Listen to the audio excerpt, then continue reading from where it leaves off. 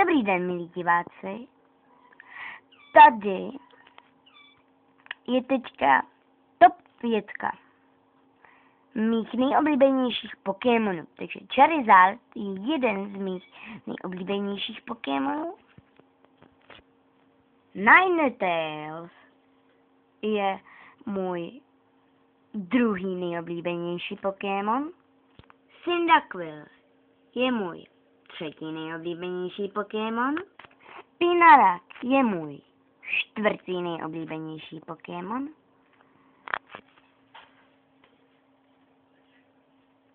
A asi si říkáte, kdo je ten pátý nejoblíbenější Pokémon. Já vám to řeknu. Je to Gyarados. Děkuji za vaši sledovanost a čauky.